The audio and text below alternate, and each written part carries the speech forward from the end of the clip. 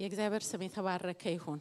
እንግዲህ ከተወሰኑ አይ ቲንክ ወራት በፊት ጌታ ካልመጣ ወይም ካልሄድን እጨርሰዋለሁ ብዬ አንጠልጥዬ የተውኩት ሐሳብ ነበረ።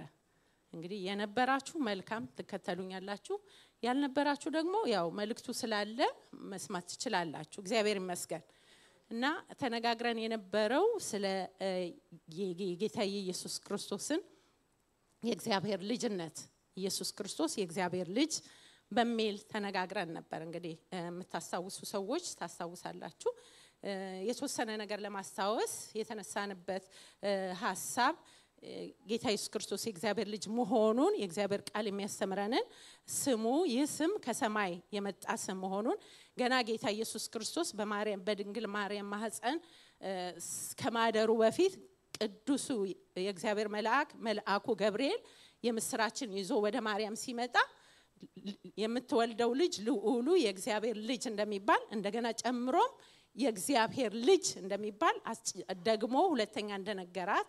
ስለዚህ ጌታ ኢየሱስ ክርስቶስ የእግዚአብሔር ልጅ እንደሆነ ገና ከመጸነሱ ጀምሮ በዚህ ስም የተጠራ እንደሆነ። አዎ የእግዚአብሔር ቃል በተለያየ ስፍራ ጌታ ኢየሱስ ክርስቶስን የሚጠራበት የተለያዩ ስሞች አሉት። ግን ይሄንን በጣም አጠንክረን እንድናየው ፈልጌ ባለፈው ተነጋግረንበታልና ዮሐንስም እንግዲህ ጌታ ኢየሱስ ክርስቶስ ከመምጣቱ በፊት አገልግሎቱን ከመጀመሩ በፊት መንገድ ጠራጊ እንደመሆኑ መጠን ጌታ ኢየሱስ ክርስቶስ የእግዚአብሔር ልጅ እንደሆነ የተናገረውን ነገር አይተናል። እኔም አይቻለሁ፣ እርሱም የእግዚአብሔር ልጅ እንደሆነ መሰክራለሁ ብሎ ምስክርነቱን እንዳጸና እንደተናገረ ተመልክተን ነበረ። እና ያዕቆብና ጴጥሮስ ዮሐንስም ጌታ ኢየሱስ ክርስቶስ ወደ ተራራ ላይ ወስዷቸው የሰሙት ድምጽ በእርሱ ደስ የሚለኝ የምወደው ልጄ እርሱ ነውና የሚለውን እንደነበረ ተመልክተን ነበረ ማለት ነውና እነ ፊልጶስና እነ ናትናኤልንም አይተን ነበረ። ጌታ ኢየሱስ ክርስቶስ ከጠራቸው በኋላ ያው ተከትለውት በሚሄዱ ጊዜ አንተ የእግዚአብሔር ልጅ ነህ ብሎ ናትናኤል ስለ ጌታ ኢየሱስ ክርስቶስ እንደተናገረ አይተን ነበረ ማለት ነውና ከዛ በኋላ ግን ያቆምንበት ሐሳብ ታስታውሳላችሁ። ፊልጶስ ጌታ ኢየሱስ ክርስቶስን በዮሐንስ ወንጌል ምዕራፍ 14 ላይ ነው ከ1 እስከ 11 ባነበብነው ክፍል ዮሐንስ 1:44 ላይ ጀምሮ ያነበብነው ክፍል ፊልጶስም ጌታ ሆይ አብን አሳየንና ይበቃናል አለው። ከዛ ጌታ ኢየሱስ ክርስቶስ አንተ ፊልጶስ ይህን ያህል ዘመን ካንተ ጋር ስኖር አታውቀኝምን? እኔን ያየ አብን አየ የሚለውን ጥቅስ አይተን ነበር። እና ይሄን ያህል ዘመን ካንተ ጋር ስኖር ብሎ ጌታ ኢየሱስ ክርስቶስ የጠየቀውን ጥያቄ አይተን እኛም ይሄን ያህል ዘመን ስንኖር ጌታን አውቀነዋል ወይ አይተነዋል ወይ በደንብ ገብቶናል ወይ ተረተነዋል ወይ ዝም ብለን ተጠጋግተን እየሄድን እየተመላለስን ልናውቀው በሚገባ ያህልና መጠን ሳናውቀው ዝም ብለን እየተመላለስን እንዳይሆን የሚለውን ነገር አይተን ነበር። እግዚአብሔር ይመስገንና አንዳንድ ወገኖች መስክረውልኛል። እግዚአብሔር ይመስገን። እኔ የራሴን ምስክርነት ሰጥቼ ነበር ታስታውሱ እንደሆነ እና በዛን ቀን ፈልገው መቼ በጌታ ኢየሱስ ክርስቶስ የእግዚአብሔር ልጅ አንተ የህይወቴ ጌታና አዳኝ ነህ ብለው የመሰከሩባትን ቀን ፈልገው አጥተው የዛን ቀን አዎ ኢየሱስ ክርስቶስ የእግዚአብሔር ልጅ አንተ መድኃኒቴ ነህ ብለው የጸለዩ ሰዎች በመካከላችን እንደነበሩ ምስክርነት ሰምቻለሁ። እግዚአብሔር ይባረክ። አዎ ሁሉ ጊዜም እናስታውሳለን ኢየሱስ ክርስቶስ የእግዚአብሔር ልጅ መድኃኒትና አዳኝ ቤዛችን ነው። የእግዚአብሔር ስም ይባረክ። እና ሳልጨርስ መቅረት ስለሌለብኝ ያው ቢዘገይም ያው መጥቷል መልእክቱ እንግዲህ እግዚአብሔር ይባረክ። እና ከዛው ከማቴዎስ 3 ነበር አይደለ ብዙን ሐሳብ ይዘን ይሄድ ነውና አሁን ዛሬ ወደ ማቴዎስ 4 ላይ ነው የሚሄደው። ምክንያቱም ማቴዎስ ምዕራፍ 3 ላይ ስንመለከት ጌታ ኢየሱስ ክርስቶስ ከተጠመቀ በኋላ ከሰማይ ድምጽ እንደመጣ ነው በእርሱ ደስ የሚለኝ የምወደው ልጄ እርሱ ነው የሚል ድምጽ እንደመጣ አይተን ነበር ባለፈው ታስታውሱ እንደሆነ። ከዛ በኋላ ጌታ ኢየሱስ ክርስቶስ እንግዲህ በዛ በጥምቀት ውስጥ አልፎ ያንን ምስክርነት እንደገና መንፈስ ቅዱስ በርግብ አምሳል በእርሱ ላይ መጥቶ በውሃ ደግሞ በዮሐንስ እጅ ተጠምቆ ከወጣ በኋላ ምዕራፍ 4 ላይ ስንመጣ ዛሬ የምንመለከተው ምዕራፍ 4 ላይ ያለው ነው። ከ1 እስከ 11 በምንመለከትበት ጊዜ ጌታ ኢየሱስ ክርስቶስ ከዚያ ወዲያ ኢየሱስ ከዲያብሎስ ይፈተን ዘንድ መንፈስ ወደ ምድረ በዳ ወሰደው ብሎ ነው የሚጀምርልን። ከዛ በኋላ ምን ከተባለ በኋላ ከሰማይ ድምጽ መጥቶ ኢየሱስ ክርስቶስ በቃ አብ ደስ የሚሰኝበት ሰው ሊሰማው የሚገባ የእግዚአብሔር ልጅ መሆኑ ምስክርነት ከመጣ በኋላ ጽድቅን ሁሉ ልንፈጽም ይገባል ብሎ ጌታ ኢየሱስ ክርስቶስ በመጥምቁ ዮሐንስ እጅ ከተጠመቀ በኋላ መንፈስ ቅዱስ በርግብ መልክ በእርሱ ላይ ከወረደ በኋላ ቀጥታ የሄደው ጌታ ኢየሱስ ክርስቶስ ወደ ፈተና ነበር እና ይፈተን ዘንድ የእግዚአብሔር ፈቃድ ነበር ማለት ነውና ወደ ምድረ በዳ ሄደ። በዛም ደግሞ 40 ቀንና 40 ሌሊት እንደ ጾመ የእግዚአብሔር ቃል ይነግረናል። እና ይፈተን ዘንድ መንፈስ ወደ ምድረ በዳ ወሰደው ነው የሚለው። ምን ይሆን ዘንድ? ይፈተን ዘንድ መንፈስ ወደ ምድረ በዳ ወሰደው። በዛም 40 ቀንና 40 ሌሊት ከጾመ በኋላ ፈታኝ ቀርቦ ይላል። የሚገርመው ነገር ስትሬት አዌይ መጥቶ ሰይጣን ያለው ነገር የሚገርም ነገር ነው። የእግዚአብሔር ልጅ ከሆንክ የሚል ጥያቄ ነው የመጣው። የእግዚአብሔር ልጅ ከሆንክ አይገርምም? ምን አሳሰበው? እስቲ ያው ምን አስጨነቀው? እኔ በጣም ነው የሚገርመኝ። አንዳንዴ ሰይጣን በጣም ተንኮለኛ አይደል? ያው እንደምታውቁት እና ወደ ጌታ ወደ ኢየሱስ ክርስቶስ የመጣው የእግዚአብሔር ልጅ ከሆንክ እነዚህን ድንጋዮች እንጀራ እንዲሆን በል አለው ይላል። አንደኛ ነገር ጌታ ኢየሱስ ክርስቶስ ጾሟል። 40 ቀን 40 ሌሊት ጾሞ ጸልዮአል፣ ተርቧል። እና ፈታኙ ደግሞ ፈተናውን ይዞ የመጣው ያው በጊዜው በሚያስፈልገው ኒድ በሆነው ነገር ረሃቡን አይቶ ስለነበረ እስቲ እንግዲህ አሁን ይታያል ያንተ የእግዚአብሔር ልጅነት ነው። ምክንያቱም ሰማይ የመሰከረለት ኢየሱስ ክርስቶስ የእግዚአብሔር ልጅ መሆኑን ነበርና እስቲ ይታያል፣ እስቲ ይታይ ይሄንን ድንጋይ እንጀራ እንዲሆን አድርግና አንተ የእግዚአብሔር ልጅ መሆንክ እስቲ ይታይ አለው። አሳይ። ይፈትናል አይደል? እንደ ሰው ስታስቡት እንዴት ነው ማላሳይህ ነው የሚያስብለው። ጌታ ኢየሱስ ክርስቶስ ግን የመለሰለት ነገር ምንድነው? በጣም ደስ ይለኛል። እግዚአብሔር ይመስገን። እርሱም መልሶ ሰው ከእግዚአብሔር አፍ በሚወጣ ቃል ሁሉ እንጂ በእንጀራ ብቻ አይኖርም ተብሎ ተጽፏል አለው ይላል። እግዚአብሔር ይመስገን። በጣም የገረመኝ ነገር ጌታ ኢየሱስ ክርስቶስ በዛ ስፍራ ይመላለስ የነበረው እንግዲህ ጌታ ኢየሱስ ክርስቶስ ፍጹም ሰው ፍጹም አምላክ መሆኑን እናውቃለን እናምናለን ማለት። ስለዚህ ሰው ከእግዚአብሔር አፍ በሚወጣ ቃል እንጂ በእንጀራ ብቻ አይኖርም ብሎ ከመለሰው መልስ እንደምንመለከተው ጌታ ኢየሱስ ክርስቶስ በፍጹም ሰውነቱ በመለኮትነቱ አይደለም፣ በፍጹም ሰውነቱ ምክንያቱም ተርቧል፣ እዛ ጋር ጾሟል፣ መብላት ይፈልጋል። ያ በጊዜው የነበረበት በፍጹም ሰውነቱ ሰይጣን መጥቶ የፈተነው እንደሆነ እናያለን። ስለዚህ ሰው አለ ጌታ ኢየሱስ ክርስቶስ ከእግዚአብሔር አፍ በሚወጣ ቃል እንጂ በእንጀራ ብቻ አይኖርም ተብሎ ተጽፏል አለው። ጥያቄው እኮ አንተ የእግዚአብሔር ልጅ ከሆንክ ነው። አዎ በእግዚአብሔር ልጅነቱ ከሆነማ ድንጋዩን የፈለገ ያህል መሶብ እንጀራ ማድረግ ይችላል ጌታ ኢየሱስ ክርስቶስ።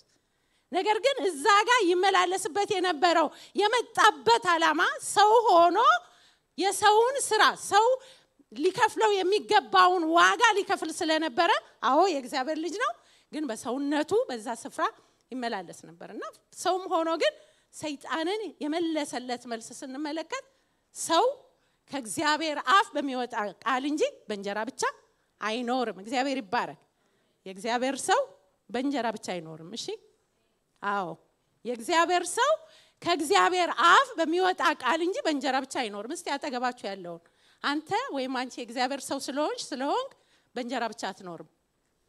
አዎ አንኖርም፣ አትኖሪም፣ አንኖርም። ሃሌሉያ።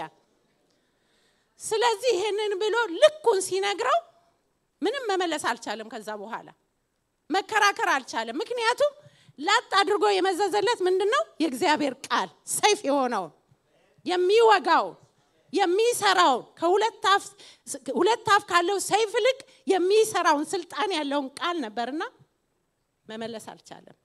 የእግዚአብሔር ስም የተባረከ ይሁን።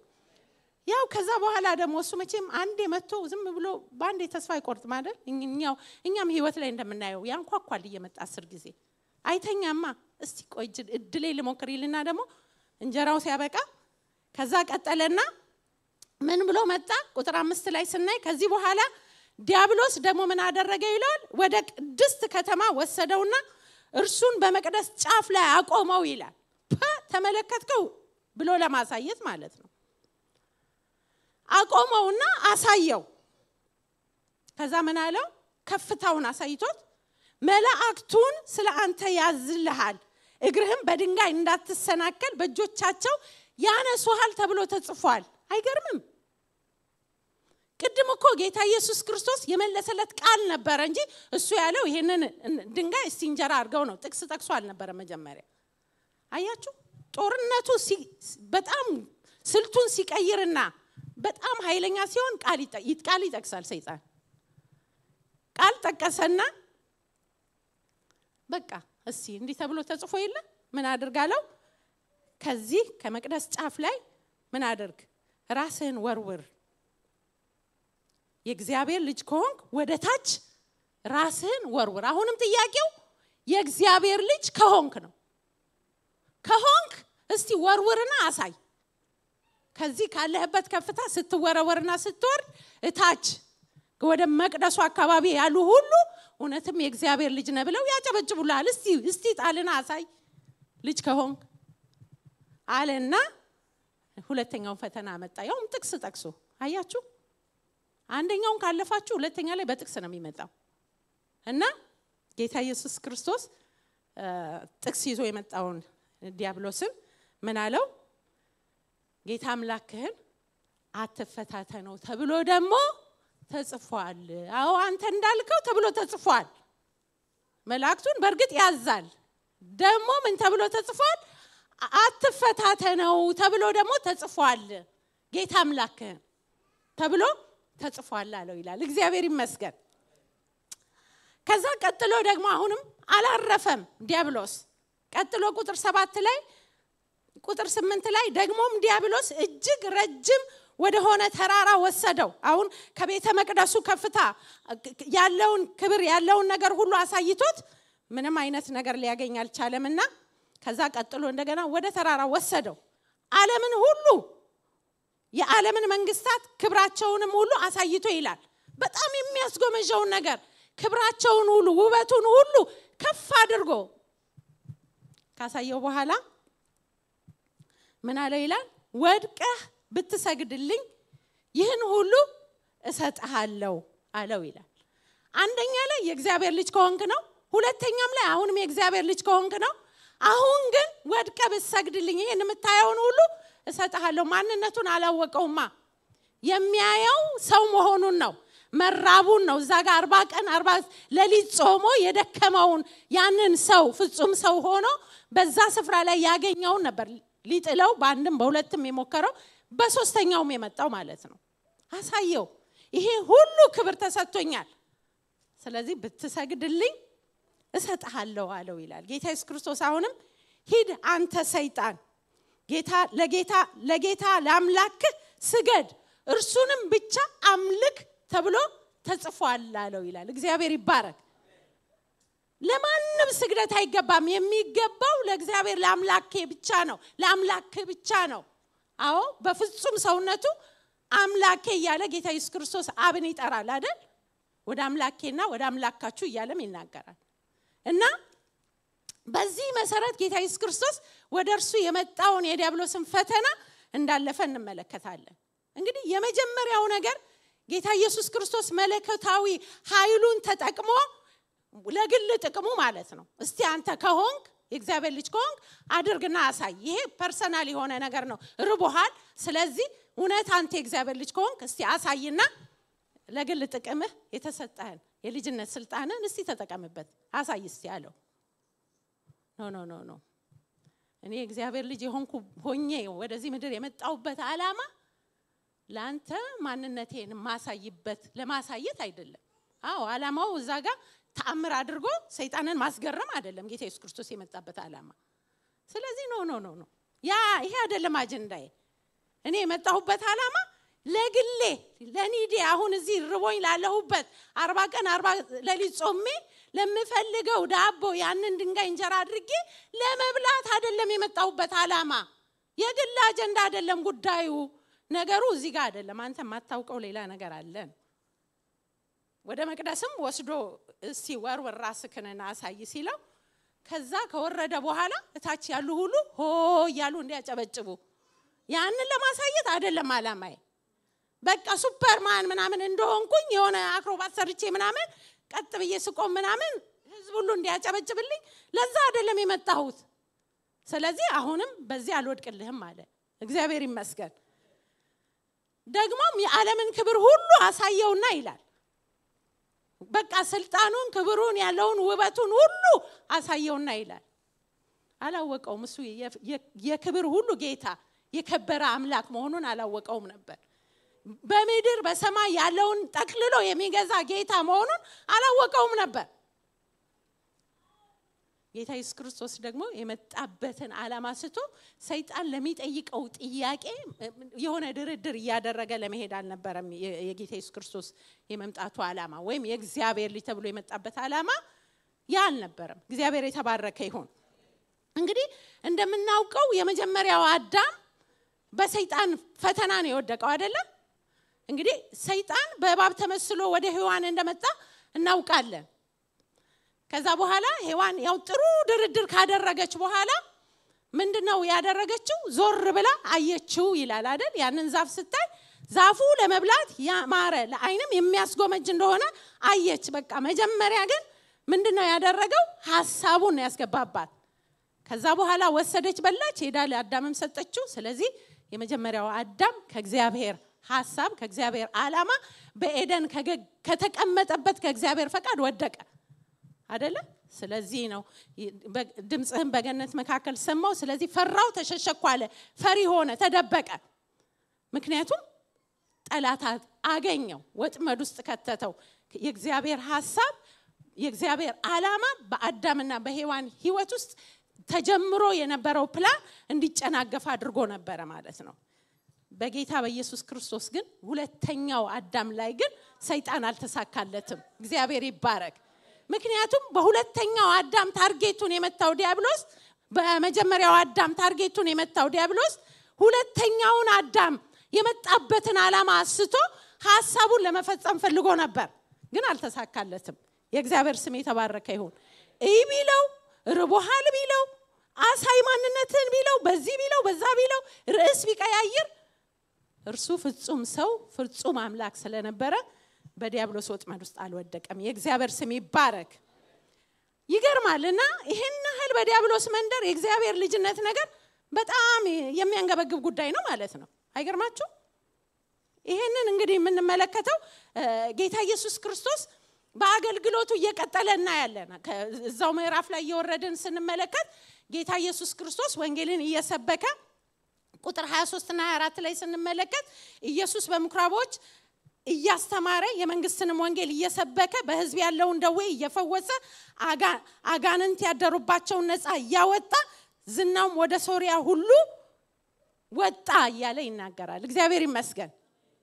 ጌታ ኢየሱስ ክርስቶስ የመጣበት ዓላማ ሐሳቡ ወይም ፈቃዱ በምድር የመጣበት የተመላለሰበትን ዓላማ እየፈጸመ ቀጠለ። ዲያብሎስ ይሄ ዓላማው የእግዚአብሔር ፈቃድና የእግዚአብሔር ሐሳብ እንዳይፈጸም ለማጨናገፍ ወጥመድ ያዘጋጀ ቢሆንም ነገር ግን ጌታ ኢየሱስ ክርስቶስ ቀጥሎ የመጣበትን ስራና ዓላማ ሲፈጽም እናያለን። ስለዚህ አጋንንት ያደሩባቸው ብዙ ሰዎች ወደርሱ ይመጡ ነበር፣ ደግሞም ነፃ ይወጡ ነበር። እግዚአብሔር ይባረክ። ነፃ ያወጣ እየፈታ ይለቃቸው ነበር። ስለዚህ ዲያብሎስ አስቀድሞ ወጥመድ አድርጎ የታሰሩ ከነስራታቸው እንዲኖሩ ድል አድርጎ እንዲኖር ሐሳብ ነበረው። ጌታ ኢየሱስ ክርስቶስ ግን የመጣበት ዓላማ ከሱ ጋር ድርድር ለማድረግ ሳይሆን ዝቅ ብሎ የመጣበት ዓላማ የታሰሩትን ለመፍታት ነበርና ያንን አገልግሎቱን እንደቀጠለ እናያለን። ቁጥር 40 እና 41 ላይ ስንመለከት በሽተኞችን ወደ እርሱ አመጧቸው፣ እርሱም በእያንዳንዳቸው ላይ እጁን ጭኖ ፈወሳቸው። አጋንንትም ደግሞ አንተ የእግዚአብሔር ልጅ ነህ እያሉ እየጮሁ ይወጡ ነበር ይላል። እግዚአብሔር ይባረክ። ከሆንክ ያለው ዲያብሎስ ሲቀጠቀጥ ምን አለ? አንተ የእግዚአብሔር ልጅ ነህ እያለ መውጣት ጀመረ። የእግዚአብሔር ስም ይባረክ። አሁን ገባው። እውነትም ኢየሱስ ክርስቶስ የእግዚአብሔር ልጅ መሆኑ ገባው። እዛ ድርድሩ ጋር ሳይሆን ጌታ ኢየሱስ ክርስቶስ የመጣበትን ዓላማ መፈጸም ሲጀምር አሁን መቀጥቀጥ ጀመረ። የእግዚአብሔር ስም ይባረክ። ስለዚህ አጋንንት ምን ይያሉ?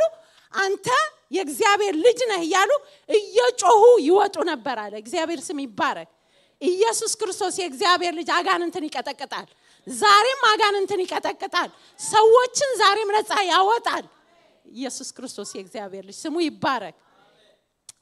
ስለዚህ ምንም ጥያቄ የለንም። ጌታ ኢየሱስ ክርስቶስ የእግዚአብሔር ልጅ ነው። እርሱ ዛሬም የሚፈውስ፣ በሽተኞችን የሚፈውስ፣ የተጨነቁትን ነፃ የሚያወጣ፣ የታሰሩትን የሚፈታ የሰላም ንጉስ፣ የሰላም ጌታ፣ ስሙም የእግዚአብሔር ልጅ ተብሎ የተጠራ ስሙ የተባረከ ይሁን። ይህ ጌታ በመካከላችን አለ ወገኖቼ። ምንም ጥያቄ የለውም። ዛሬም ኢየሱስ ያድናል። የእግዚአብሔር ስም ይባረክ። ሌላ ደግሞ ሉቃስ 8:27 እስከ 28 ስንመለከት ወደ ምድርም በመጣ ጊዜ ይላል ከታንኳይቱ ማለት ነው አጋንንት ያደሩበት አንድ ሰው ከከተማ ወጥቶ ተገናኘው። ከብዙ ዘመንም ጀምሮ ልብስ ሳይለብስ በመቃብር እንጂ በቤት አይኖርም ነበር። ኢየሱስንም ባየ ጊዜ ጮሆ በፊቱ ተደፋ። ሃሌሉያ። በታላቅ ድምጽም የልዑል የእግዚአብሔር ልጅ ኢየሱስ ሆይ ካንተ ጋር ምን አለኝ? እንዳታሰቃየኝ እለምንሃለሁ አለው ይላል። የእግዚአብሔር ስም ይባረክ። መጥቶ ገና ምንም ሳይለው መጥቶ ምን አለ ይላል? በፊቱ ተደፋ ይላል። ጌታ ይባረክ። ክብር የሚገባ መፈራት የሚገባ የምታስደነግጥ የምታንቀጠቅጥ ጌታ አንተ ነህ የእግዚአብሔር ልጅ ብሎ ሰገደለት ይላል። ሃሌሉያ። አጋንንት የሚንቀጠቀጡለት ስም፣ የሚሰግዱለት ስም ኢየሱስ ክርስቶስ የእግዚአብሔር ልጅ። ሃሌሉያ። ስለዚህ ምን አለ? የልዑል የእግዚአብሔር ልጅ ኢየሱስ ሆይ ካንተ ጋር ምን አለኝ አለ ይላል። አዎ ከእርሱ ጋር ምንም ህብረት የለውም። የእግዚአብሔር ስም ይባረክ እያለ ጮኸ። ጌታ ኢየሱስ ክርስቶስም ያንን ሰው እንደፈታው እናያለን። እንግዲህ ብዙ ማምጣት እንችላለን። ጌታ ኢየሱስ ክርስቶስ ብዙ ሰዎችን ከስራት እንደፈታ አጋንንት እየጮሁ በቃ ልታሰቃየን መጣነ ያለ ጊዜ አዎ የልዑል ልጅ ኢየሱስ ክርስቶስ እያሉ እየተንቀጠቀጡ እየደነገጡ እየጮሁ እንደለቀቁ ነፃ እንደወጡ ሰዎች ሌሎችንም በወንጌላት ላይ ብዙ ጥቅሶችን ማግኘት እንችላለን። የእግዚአብሔር ስም ይባረክ። ሰማይ ብቻ ሳይሆን ኢየሱስ ክርስቶስ የእግዚአብሔር ልጅ እንደሆነ የመሰከረለት አጋንንትም ኢየሱስ ክርስቶስ የእግዚአብሔር ልጅ መሆኑን ያውቃሉ፣ ይንቀጠቀጡማል። የእግዚአብሔር ስም ይባረክ። በዚህ ስም ይቀጠቀጣሉ፣ ይወጡማል። እግዚአብሔር ይባረክ። ሃሌሉያ። ወደ ማቴዎስ 16 ወስዳችኋለሁ። ማቴዎስ 16 ከ13 እስከ 15 ስንመለከት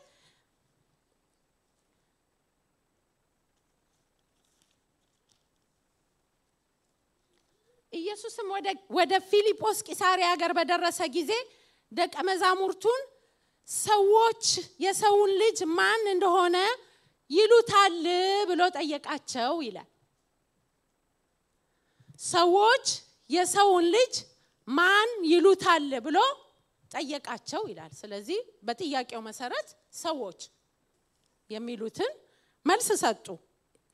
እነርሱም አንዳንዶች መጥምቁ ዮሐንስ ነው፣ ሌሎችም ኤልያስ ነው፣ ሌሎችም ኤርሚያስ ነው ይላሉ ብለው መለሱለት።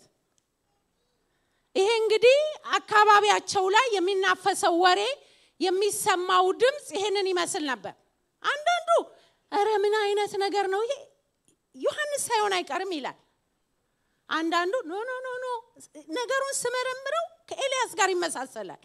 አንዳንዱ ደግሞ ኖ ይሄ ከኢሳይያስ ጋር ይመሳሰላል፣ አረ ኢሳይያስ ነው የሚሉ ድምጾች ነበሩ በዛ ሰፈር በዛ አካባቢ በጊዜያቸው ማለት ነው። እና መጥምቁ ዮሐንስ ነው ከሚሉ ሰዎች አንዱ ሄሮድስ እንደሆነ ይነግረናል እግዚአብሔር ቃል ማርቆስ ምዕራፍ 6:14 ላይ ሄሮድስ ጌታ ኢየሱስ ክርስቶስ የሚያስተምረውን የሚናገረውን ነገር የሚያደርገውን ተአምራት የሚያደርገውን ነገር በሰማ ጊዜ ያ አንገቱን አስቀንጥሼ የገደልኩት ዮሐንስ ተመልሶ ሳይመጣ አይቀርም እሱ ይመስለኛል አለ። ታውቃላችሁ ምን እንዳደረገ አይደለ? ሄሮድስ ዮሐንስ ታስሮ ነበርና ከዛ ልጁ ያው ዘፍና ሞቅ ስታደርገው ቃል ገባላት ምትለምኝውን ሁሉ አደርግልሻለሁ ብሎ እና ዮሐንስን ደሞ ጥምድ አድርጋ ያዘችው እናቷ ነበረችና ምክንያቱም ያው ኖሯን ይነግራት ስለነበረ ነው አይፈቀድልህም እያለ ለሄሮድስ የሚገስጽበት ቃል ስለነበረው ሂጂና የዮሐንስን አንገት በወጭት ስጠኝ ብለሽ ጠይቂው አላት። ጠየቀች፣ ተሰጣት እና አንገቱን አስቆርጦት ነበር። ግን ጌታ ኢየሱስ ክርስቶስ እያደረገ ያለውን ነገር እያስተማረ ያለበትን ስልጣን እየፈወሰ ያለበትን ነገር አይቶ ይሄ የአንገቱን ያስቆረጥኩት ዮሐንስ ተመልሶ ተነስቶ ሳይመጣ አይቀርም እያለ ማሰብ ጀመረ።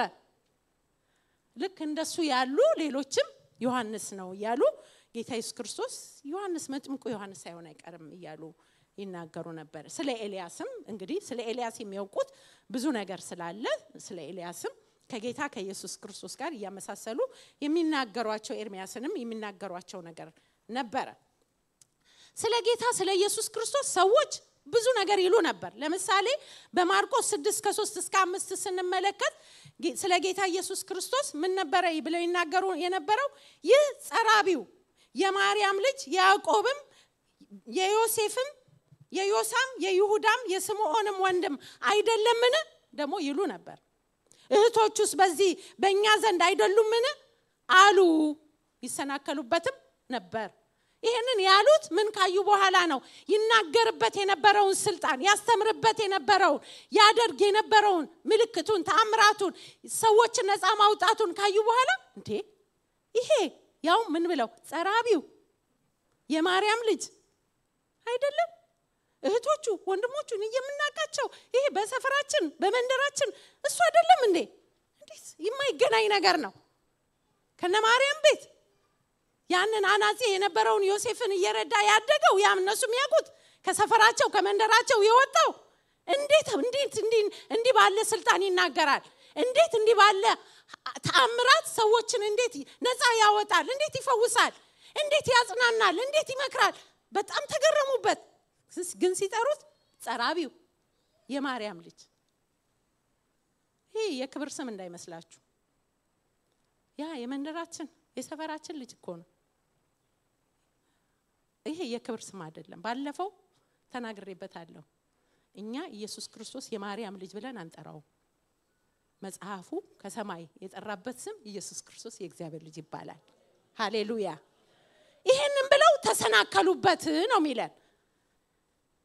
ተመልከቱ፣ ጸራቢ መሆኑ መናገራቸው የማርያም ልጅ መሆኑ መናገራቸው እነሱን ነፃ ወደ ማውጣት አላመጣቸው። የእግዚአብሔርን አጀንዳ ወደ ማወቅ አላመጣቸው። ይናገርበት የነበረውን ስልጣን ወደ ማወቅ የመጣበትን ዓላማ ወደ ማወቅ አላመጣቸው። ወደ ምን አመጣቸው? ወደ መሰናከል አመጣቸው። ይሰናከሉበት ጀመር። አልተገናኘላቸውማ። የማርያም ልጅ መሆኑና ጸራቢ ነው ተብሎ ያደገበት ስታይልና የሚያደርገው ነገር አልገናኝ ስላላቸው በቃ ተሰናከሉበት። ሊገባቸው ሊጥማቸው ሊዋጥላቸው አልቻለም። ኢየሱስ የእግዚአብሔር ልጅ መሆኑ ካልገባ በፍጹም ተሰናከላለህ እንጂ አትድንም። ህይወት ያለው ኢየሱስ ክርስቶስ የእግዚአብሔር ልጅ እንደሆነ በማወቅና በማመን ነው። ሃሌሉያ። ከዛ ውጪ አንዴ የማርያም ልጅ አንዴ የዮሴፍ ልጅ አንዴ ጸራቢው አንዴ እንንትና እህት የእንንትና ወንድም ብትለው እዛ ጋር ኃይል የለም፣ መሰናከል ነው ያለው እንደምታውቁት። እና ይሰናከሉበት ነበር ይላል። ምክንያቱም ትምርቱ ብዙዎች ሰምተው ተገረሙ። እነዚህ ነገሮች ይህን ነገር ከወዴት አገኘው ብለው ተደነቁ። ለዚህ የተሰጠችው ጥበብ ምንድነው ብለው ግራ ተጋቡ። በእጁ የሚደረጉ እንደዚህ ያሉ ተአምራቶች ምንድናቸው ብለው ኮንፊውዥን ውስጥ ገቡ። ነገሩ እኮ ቀላል ነገር ነው። ማመን ኢየሱስ ክርስቶስ የእግዚአብሔር ልጅ መሆኑን ማመን የሆነ ካልኩሌሽን ውስጥ መግባት አይደለም። ሲምፕል የሆነውን ወንጌል ኢየሱስ ክርስቶስ የእግዚአብሔር ልጅ መሆኑን አውቆ አምኖ መቀበልና ማመን ግራ ከመጋባት ነፃ ያወጣል። ሃሌሉያ። የእግዚአብሔርን ኃይል ወደ ማየት ያመጣል ወደ ማወቅና ወደ መረዳት ያመጣል እግዚአብሔር የተባረከ ይሁን ሌላ ጥበብ አያስፈልግም የሚያስፈልገው በስብከት ሞኝነት ማመን ብቻ ነው ሃሌሉያ ኢየሱስ ክርስቶስ የእግዚአብሔር ልጅ ተብሎ ከሰማይ የተጠራበትን ስም አምኖ በማወጅ ማምለጥና መዳን ብቻ ነው እግዚአብሔር የተባረከ ይሁን ከዛ በኋላ ቁጥር 5 ላይ ስንመለከት በዚያም በጥቂቶች ድዌዎች ላይ እጁን ጭኖ ከመፈወስ በቀር ተአምር ሊያደርግ ምንም አልቻለም ይላል አይገርማችሁ እነሱ የተሰናከሉበት አንሶ እነዚህ በቃ ዝም ግራ የተጋቡ ሰዎች አንዴ ጸራቢ ልጅ አንዴ ጸራቢ አንዴ ማርያም ልጅ እያሉ በፈጠሩት ኮንፊውዥን ምክንያት በዙሪያ የነበሩ ሰዎች እንኳን በሙላት ከጌታ ከኢየሱስ ክርስቶስ የሚወጣውን ፈውስና በረከት መቀበል አልቻሉ ምክንያቱም ይነግረናል እዚህ ቁጥር 3:5 ላይ ስንመለከት በዚያም በጥቂቶች ደዌዎች ላይ እጁን ጭኖ ከመፈወስ በቀር ታምር ሊያደርግ ምንም አልቻለም ይላል አልፈለገም የሚለውን ብንወስድ ይሻላል ምክንያቱም የነሱ ዓለማመን ጌታ ኢየሱስ ክርስቶስ ሌሎችን እንዳይፈውስ አይደለም ያደረገው ግን በዛ ስፍራ ላይ ከዛ የበለጠ ታምራት ማድረግ ምንም የሚፈይደው ነገር አልነበረም ቀደም ሰይጣን ባደረገው ድርድር ውስጥ በሱ ፊት ታምራት ማድረግ ዓላማውና አጀንዳው አልነበረም በማያምኑ ሰዎች ሙግት ክርክር በሚፈልጉ ሰዎች መካከል ጌታ ኢየሱስ ክርስቶስ እያለፈ ነበር የሚሄደው የሆነ ጭቅጭቅ ምናምን አይመቸውም ለዛ አይደለም አይመጣው ስለዚህ እዚህ ጋር ባለው ፍልስፍና መሰረት ቆይሺ እኔ ጸራቢው እንዳልሆንኩ የማርያም ልጅ እንዳልሆንኩ አሳያችኋለሁ ኑ ተሰለፉ እያንዳንድሽ እየዳንሽ ትሄጃለሽ ምናምን ማለት አላስፈልገው ምን አደረገ አጠገቡ ላይ የነበሩትን እጁን ጫነ ፈወሳቸው ከዛ በኋላ አልፎ ሄደ የእግዚአብሔር ስም ይባረክ አያችሁ ካልገባን ኢየሱስ ክርስቶስ የእግዚአብሔር ልጅ መሆኑ ካልገባን ራሱን ምልልሳችን ሌሎችን ያሰናክላል ሌሎች ሰዎችን ያሰናክላል ሌሎች የእግዚአብሔርን ፈውስ የእግዚአብሔርን ማዳን እንዳያዩ በእርሱን በማመን ውስጥ ያለውን ነፃ መውጣት እንዳይለማመዱ ግርግዳ ሆነን እንቆማለን እግዚአብሔር ይፈውሰን በእውነት ካመንን አይቀር እምን አርገን ጌታ ኃይሉን አይተን አውቀን ተለማምደነው በቃ ዳሰን ነክተነው ቴስት አርገነው እውነተኛ ክርስቲያን ሆነን መኖር አለብን ሃሌሉያ ይሄን ነው ጌታ ከኛ የሚፈልገው ከኛ ህይወት የሚፈልገው እና ሊያደርግ አልቻለም እያለ ይነግረናል አሁንም በጣም ትኩረት የምናደርግበት ነገር ብያችኋለሁ ኢየሱስ ክርስቶስ የእግዚአብሔር ልጅ መሆኑን ጌታ ኢየሱስ ክርስቶስ ራሱ በዮሐንስ ወንጌል ምዕራፍ 8:19 እስከ 21 ላይ ስንመለከት ምን አሉት ይላል እናትህና ወንድሞችህ ሊያዩ ወደው በውጭ ቆመዋል አሉት ይላል እናትህና ወንድሞችህ ሊያዩ ወደው በውጭ ቆመዋልና ብለው ነገሩት ይላል ጌታ ኢየሱስ ክርስቶስ በጣም ብዙ ቦታ ላይ የእግዚአብሔር ልጅ እንደሆነ እኔና አባቴ ይያለ አብ እንደላከኝ ይያለ የአባቴን ፈቃድ ልፈጽም ነው የመጣሁት ይያለ እግዚአብሔር አብ አባቱ መሆኑን በጣም አጠንክሮ ይናገር ነበር ይሄንን በብዙ ስፍራ ማግኘት እንችላለን እዚህ ጋር ወደርሱ የመጣው ነገር እናትና ወንድሞች በውጭ ያሉ ሲሉት እናቴ ምናምን እንዳላለ እናቱ እንደሆነች ለክርክር ለማቅረብ አይደለም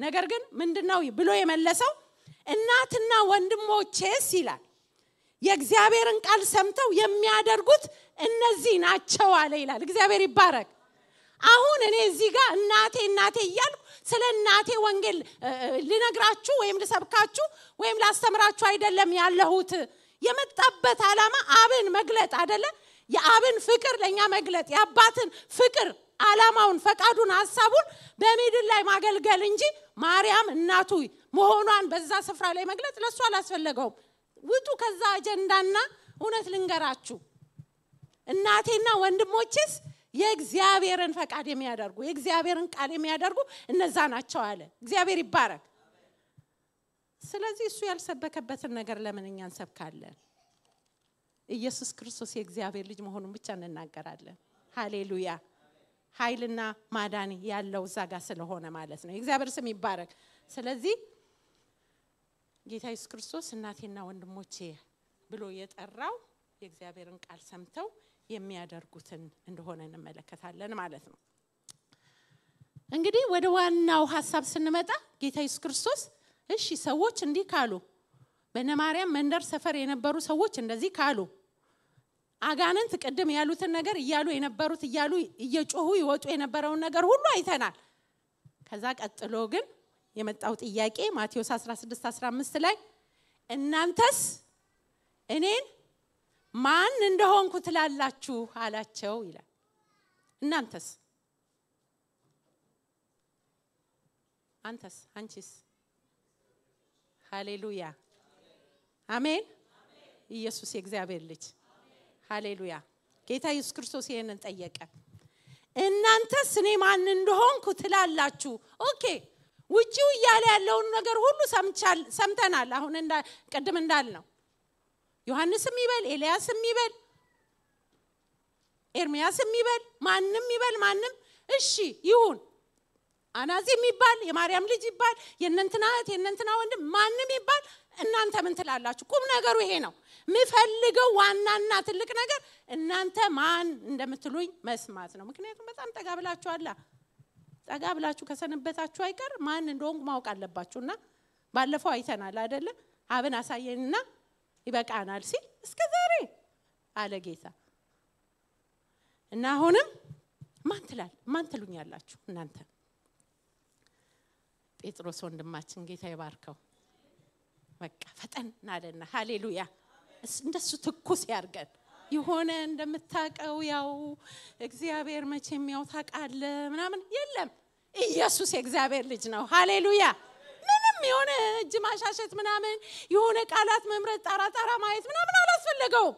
በቀጥታ ኢየሱስ ክርስቶስ የእግዚአብሔር ልጅ እንደሆነ ተናገረ። ሃሌሉያ ጴጥሮስ መልሶ አንተ ክርስቶስ የእግዚአብሔር ልጅ ነህ አለ ይላል። ሃሌሉያ አንተ ክርስቶስ የእግዚአብሔር ልጅ ነህ። ማንንም ምንም ይበል ውጪ ያለው የፈለገውን ይበል እንደዛ ይበል አንድ ነገር አውቃለሁ አንተ ክርስቶስ የእግዚአብሔር የሕያው እግዚአብሔር ልጅ ነህ አለ ይላል። ጌታ ይባረክ።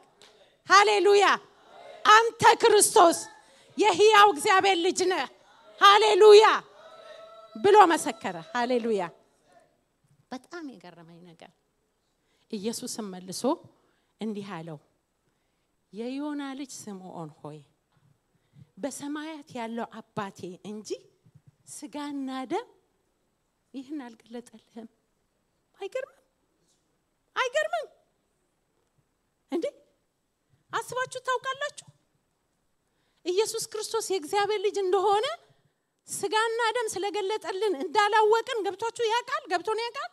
የሆነ መጀመሪያ ወንጌል የሰበከልን ሰው በቃ አስረድቶን ምናምን እንዳመነን ገምተን ይሆን? አይደለም። መንፈስ ቅዱስ ስላብራራልን እኮ ነው፣ ስለገለጠልን እኮ ነው።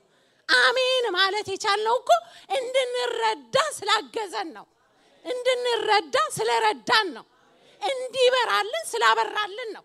ሃሌሉያ። ስለዚህ ጌታ ኢየሱስ ክርስቶስ በቃ በቀጥታ የመለሰው ነገር ምንድነው? በሰማያት ያለው አባቴ እንጂ ስጋና ደም ይሄን አልገለጠልክ። ሃሌሉያ። ስጋና ደም ኢየሱስ ክርስቶስ የእግዚአብሔር ልጅ እንደሆነ ሊገልጥልን አይችልም። ስጋና ደም ኢየሱስ ክርስቶስ የእግዚአብሔር ልጅ እንደሆነ ሊረዳ አይችልም በመንፈስ ካልሆነ በስተቀር። በእውነት ሰው ወንጌልን ይሰማል። ወንጌልን ሰምቶ ነገሩ እንዲሆንን እያለ ግራ እየተጋባ እያወጣ እያወረደ ልመን አልመን እያለ ነገሩን ሲያብሰለስል እግዚአብሔር በመንፈስ ቅዱስ አማካኝነት ለሰው ልብ ይናገራል። ሃሌሉያ። የእግዚአብሔር ልጆች መሆናችንን ያ መንፈስ ራሱ ይመሰክርልናል አይደል? የሚመሰክር ኢየሱስ ክርስቶስ የእግዚአብሔር ልጅ መሆኑንም የሚመሰክር መንፈስ በውስጣችን ይሰጠናል። ሃሌሉያ። ያን ጊዜ አዎ ገብቶኛል ኢየሱስ ክርስቶስ የእግዚአብሔር ልጅ እንደሆነ ገብቶኛል እንላለን። ሃሌሉያ። አለበለዚያ ስጋና ደም ነግሮን በስጋና በደም ከሆነ ሰምተን የነበረው እንዴት ቆይ እግዚአብሔር ልጅ ይኖረዋል እንዴ? እንዴት ቆይ እስቲ መቼም የሥላሴ ነገር ታውቃላችሁ ሚስጥር ነው። መንፈስ ቅዱስ እንድንረዳው ካረዳን በስተቀር አሜን እንዲል ውስጠኛው ማንነታችን አሜንና አዎን ብሎ እንዲቀበል ካላደረገ በስተቀር የሆነ በካልኩሌሽን የምንረዳው ነገር አይደለም አይደል? በእምነት የምንቀበለው ነገር ነው። አምነን ስንኖር ደግሞ ኃይሉን ያያየን የምንሄድበት ነው። ሃሌሉያ። የሆነ በቃ ብለን ብቻ ያወራንለት ምን ይሄደው ብቻ አይደለም። ኢየሱስ ክርስቶስ የእግዚአብሔር ልጅ መሆኑን ስናምን ኃይሉን እናያለን፣ ማዳኑን እናያለን። እግዚአብሔር ይባረክ። ክብሩን እናያለን። እግዚአብሔር ይባረክ። ነፃ ማውጣቱን እናያለን፣ መፈወሱን ማጽናናቱን እናያለን። እግዚአብሔር ይባረክ። ነፍሳችንም ደግሞ ድና ትቀራለች። ሃሌሉያ። ስለዚህ ስጋና ደም ሊገልጥ አይችልም፣ ስጋና ደምም ሊረዳ አይችልም ኢየሱስ ክርስቶስ የእግዚአብሔር ልጅ መሆኑን። ስለዚህ ነው ሰዎች በጣም ግራ ይጋባሉ። የእግዚአብሔር ልጅ ኢየሱስ ዓለም ግራ እየተጋባች አይደል? አሁንም እስከዚህ ዘመን ድረስ እኮ ነው ሰው ግራ ይጋባል። አዎ እኛ ግን ጌታ ስለረዳን እድለኞች ስለሆነን ሃሌሉያ። ለጴጥሮስ የነገረው አብ ለኛ ደግሞ ስለገለጠልን ሃሌሉያ። ክብር ይገባዋል። ሃሌሉያ። ክብር ይገባዋል። ሃሌሉያ። ክብር ይሁንለት። ሃሌሉያ። ስሙ የተባረከ ይሁን። በቃ እንዲገባን ስለረዳን ሃሌሉያ።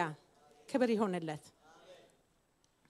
ስለዚህ ምን ይላል አንደኛ ቆሮንቶስ 12:3 ላይ ስለዚህ ማንንም በእግዚአብሔር መንፈስ ሲናገር ኢየሱስ የተረገመ ነው የሚል እንደሌለ ሁሉ በመንፈስ ቅዱስ ካልሆነ በስተቀር ኢየሱስ ጌታ ነው ሊል አንድ እንኳን እንዳይችል አስታውቃችኋለሁ ይላል። አያችሁ? መንፈስ ቅዱስ ከኛ ጋር ካለ በጌታ ላይ ክፉ ማሰብም መናገርም አንችልም። መንፈስ ቅዱስ ከኛ ጋር ካልሆነ ካረዳን በስተቀር ደግሞ ኢየሱስ ክርስቶስ ጌታ ነው ብለን ማመን አንችልም።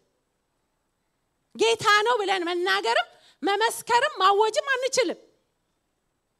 እናንተ ዘንድሮ እኮ በጣም ከባድ ነው አይደል?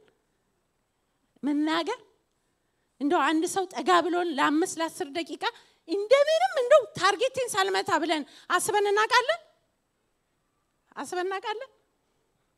መቼለት ነው ታክሲ አንድ ሰው በታክሲ ሊወስደኝ መጣና የታክሲ ድራይቨር ነው። ስለዚህ አጭር ነበር ፒክ የሚያደርገኝ ቦታና ከዛ አወራን። አበሻ ስለሆነ የሚገርም ነው ምናምን አወራና ከዛ እንደርስን ይቅርታ ባይዘው ወይ ክርስቲያን ነው ወደ ቤተ ክርስቲያን ትሄዳለህ እንዴ ነው ቆም ልንል ምንም አልቀረን። ከዛ ምን ይለኛል እንዴ በቀደም ለት እኮ ለኤፊ በርዝዴይ መጥቼ ነበር እናንተ ቸርች አለ። ኦኬ ጥሩ ነገር ነው ግን ያው ከዚህ ሰፈር አይደለም ነገሩ። ምንም ይሁን ምን መታል ጥሩ ነው። ኢየሱስ ክርስቶስ የእግዚአብሔር ልጅ ያድናል አልኩት። ሃሌሉያ። አያችሁ የሆነች ቀዳዳ ምናምን እኮ መፈለግ አለብን ሳመልጠን ሰውየው አይ ዶንት ኖ ምን ያህል አፋችን የተከፈተ እንደሆነ በቃ የሆነ ሰው አግኝተን ሳንተነፍስ ከቀረን በቃ እንደው ወይኔ ብለን የሚቆጨን ስንት ሰዎች እንዳለን አላውቅም። እውነት ገብቶ ከሆነ ዝም አያስብልም። ኢየሱስ ክርስቶስ ጌታ መሆኑን ሳንናገር እረፍት አይሆንልንም። በእውነት እንፈትሽ ራሳችንን። አንተ የሕያው እግዚአብሔር ልጅ ነህ ያለው ፈጥኖ የተናገረው ጴጥሮስ ጌታ ይባርከው። እንደዚህ ፈጣኖች መሆን አለብን። ኢየሱስ የእግዚአብሔር ልጅ ነው ያድናል ጌታ ነው ብለን ለመናገር መፍጠን አለብን። የተሰጠን መንፈስ ቅዱስ እኮ የሆነ እኔንና እናንተን ሃሌሉያ እያስባለ በልሳን እያናገረ እዚህ ጉባኤ ላይ ለለለ እያስባለ እያዘለለ ምናምን እያስጨበጨበ ምናምን ሞቅ ብሎ ነው ወደ ቤታችን እንድንሄድ ነው እንደ መንፈስ ቅዱስ የተሰጠን። እንድናገለግለው እንድንገልጠው ክብሩን እንድናሳይ በዙሪያችን ላሉ በጨለማ ላሉ ብርሃን እንድንሆን በቃ ከንቅበታች የተቀመጥን ሳይሆን በጠረጴዛ ላይ ከፍ ብለን የምናበራ ብርሃን እንድንሆንለት ምስክር እንድንሆንለት ጌታ ጠርቶናል። ስለዚህ መንፈስ ቅዱስ ወገኖቼ የእግዚአብሔር መንፈስ ካመነ ሰው ሁሉ ጋር አለ። በእውነት ያለ መንፈስ ቅዱስ እኛ የእግዚአብሔር ልጆች ልንሆን አልቻልንም። ባይዘው ጌታን ስንቀበል አብን ወልድን መንፈስ ቅዱስን ነው የተቀበልነው አይደለ? ነው ወንጌል እንደዚህ ነው ሙሉ ነው። ሃሌሉያ። አዎ ክርስቶስ ነው ይሄንን እድል እንድናገኝ መግባት እንዲሆንልን ያደረገን። ነገር ግን መንፈስ ቅዱስ ከኛ ጋር ያለው ጌታ የሆነ እኛን ያሟሟቃ አንድ ሰሞን ምናምን ይሆነ አይደለም። ለዛ ዓላማ አይደለም። ጌታ ከኛ ጋር በእውነት ሊሰራ ይፈልጋል። ሊገልጥ ራሱን በእኛ ይፈልጋል። እዛ ሰፈርና መንደር የሚጠራበትን ስም መቀየር የሚችለው በእኔና በእናንተ ነው። በቃ ኢየሱስ ክርስቶስ የእግዚአብሔር ልጅ የሚለውን ስናውጅ አጋንንት መሰረቱ ይነቃነቃል። ሰፈር መንደሩ ነፃ ይወጣል። የታሰሩ ሰዎች ይፈታሉ። የተጨነቁ እፎይ ይላሉ። ስለዚህ ወገኔ መድኃኒት ይዘህ አትቀልድ እባክህ። የሆነ ስንት ሰው አጠገብ ሆኖ እየተጨነቀ በቃ ሜንታል ኬዝ የሆነ ዲፕሬሽን የሆነ ነገር የሆነ እየተባለ እየፈዘዘ እየደነዘዘ ያየ ትላለህ አንተ መድኃኒት ይዘህ አንተ ምን ነካ? ኧረ እባካችሁ በእውነት ጌታ ይርዳን ሁላችንንም። የተሰጠን መንፈስ በእውነት ለኔና ለእናንተ እውነትን የምንናገርበት ነው። የእግዚአብሔር ስም የተባረከ ይሁን። እንግዲህ ታውቃላችሁ ሳኦልን ጌታ ኢየሱስ ክርስቶስ በመንገዱ ላይ ካገኘው በኋላ ስሙና ማንነቱ ከተቀየረ በኋላ ኮምፕሊትሊ እርሱ ራሱ ያሳደደው የነበረውን ጌታ እንደገና ይሳደድለት እንደጀመረ እናያለን አይደል? በመንገዱ ላይ ተገናኝቶ እኔ የምታሳድደኝ ኢየሱስ ነኝ ብሎ ማንነቱን ከገለጠለት በኋላ በትላንትናው ማንነት አልቀጠለም። እግዚአብሔር ይባረክ። ለተጠራበት ለተመረጠበት እውነት እስከ ሞት ድረስ የጨከነ ሰው ነበር። በመገረፍ በመሰደድ በመራብ በመጨነቅ በመታሰር በመናምን ብትሉ ይላል ከክርስቶስ ፍቅር ማን ይለየኛል አይደል? የእግዚአብሔር ስም የተባረከ ይሁን። ስለዚህ የሆነ ቦታ ላይ አግኝቶ አቅጣጫችንን ያስቀየረን ጌታ ማንነታችንን ስማችንን የቀየረው ጌታ እኮ እንድንኖርለት ይፈልጋል። ማን እንደሆነ በእኛ ህይወት ራሱ መግለጥ ይፈልጋል። የሆነ ተደላድለን ለመኖር እኮ አይደለም። ብንገፋ ብንሰደብም ብንሰደድም ብንራብም ብንራቆትም ለወንጌል ከሆነ ክብር አለበት። ሃሌሉያ። ስለዚህ እዚህ እንግሊዝ ሀገር እኮ መተን የሆነ እንትን እያልን እያደረገ ምናምን ለመኖር አልተጠራንም። በእውነት እንድንጸልይ ሰዎች በዙሪያችን ያሉ በወንጌል ነፃ እንዲወጡ በኢየሱስ ክርስቶስን በማወቅና በማመን የሚገኘውን ህይወት እንዲያገኙ የምንማልድ የምንጸልይ የምንናገር የምንፈጥን ሰዎች አሉ። ዲያብሎስ እኮ በጣም እየፈጠነ ነው በዚህ ጊዜ ታውቃላችሁ። ሰዎችን እያጠመደ ሰዎችን እየገደለ ሰዎችን በቃ ያሳበደ ሰዎችን ያስጨነቀ እንዴት ይተጋል መሰላችሁ? ያለ ረፍት እኛን የሚያህል ትልቅ ሰራዊት እያለው እግዚአብሔር ስንቶችን ነፃ የሚያወጣበት ሰራዊት እኮ ነን እኛ። በእውነት ይህ መንፈስ ከናንተ ጋር ከኛ ጋር ያለው መንፈስ በእኛ ሊሰራ ይወዳል ወገኖቼ። ማንነታችን አይደለም እርሱ ግን ከኛ ጋር ያለው ግን ምን ያደርጋል? ትልቅን ስራ ይሰራል። ታስታውሳላችሁ የጴጥሮስ ማንነት የተቀየረው መንፈስ ቅዱስ በእነርሱ ላይ ከወረደ በኋላ አይደለ? ስትሬት አዌይ በብዙ ሺህ ሰዎች ፊት ቆሞ መናገር ጀመረ። እናንተ የሰቀላችሁት እግዚአብሔር ግን ከሙታን ያስነሳው እያለ መናገር ጀመረ። ብዙ ሺህ ሰዎች በተሰበሰቡበት ያኮ በአንድ ሰው በአንዲት ገረድ ምናምን ፊት አላውቀውም ያለ ማንነት። ስለዚህ የእግዚአብሔር መንፈስ ባለበት ሰው ወገኖቼ ፍርሃት የለም። ለምን? የእግዚአብሔር ቃል እንደሚነግረን የተቀበልነው መንፈስ የኃይልና ራስን የመግዛት መንፈስ እንጂ የፍርሃት መንፈስ አይደለም እያለ ይነግረናል የእግዚአብሔር ቃል። እግዚአብሔር ይባረክ። ስለዚህ ወንጌል ለመናገር አፍህ የሚተሳሰር ከሆነ ና ደህንነት ትማራለህ። መጀመሪያ ኢየሱስ ክርስቶስ የእግዚአብሔር ልጅ እንደሆነ እንዲገባ የእግዚአብሔርን ቃል መማር ያስፈልጋል። ደግሞ መጸለይ ጌታ ሆይ በእውነት ልቤ አምኖ አፌ እንዲመሰክር ኃይል ሆነልኝ ማለት ያስፈልጋል ማለት ነው። ስለዚህ ኢየሱስ ክርስቶስ የእግዚአብሔር ልጅ እንደሆነ ከሚያምን በቀር ዓለምን የሚያሸንፍ ማን ነው ይለናል። አንደኛ ዮሐንስ 5:5 ላይ ከዛ ቁጥር 10 ላይ ስንመጣ ለመጨረስ ነው በእግዚአብሔር ልጅ የሚያምን በነፍሱ ምስክር አለው ይላል። ይሄንን ጥቅስ መጀመሪያ ላይ አንብቤላችሁ ነበር ባለፈው። በእግዚአብሔር ልጅ የሚያምን በነፍሱ ምስክር አለው ይላል። በልቡ ነፍስና ልብ አንድ አይነት ትርጉም እንዳላቸው በመጽሐፍ ቅዱሳችን እናያለን። በልቡ ምስክር አለው። ምን የሚያምን? በእግዚአብሔር ልጅ የሚያምን በጣም እርግጠኛ ነው ውስጡ እርሱ ደግሞ የእግዚአብሔር ልጅ እንደሆነ ማለት ነው። በእግዚአብሔር የሚያምን እግዚአብሔር ስለ ልጁ የመሰከረውን ምስክር በእግዚአብሔር የማያምን እግዚአብሔር ስለ ልጁ የመሰከረውን ምስክር ስላላመነ ሐሰተኛ አድርጎታል። እግዚአብሔር የዘላለምን ሕይወት እንደሰጠን ይህም ሕይወት በልጁ እንዳለ ምስክሩ ይህ ነው ይልና ልጁ ያለው ሕይወት አለው ይላል።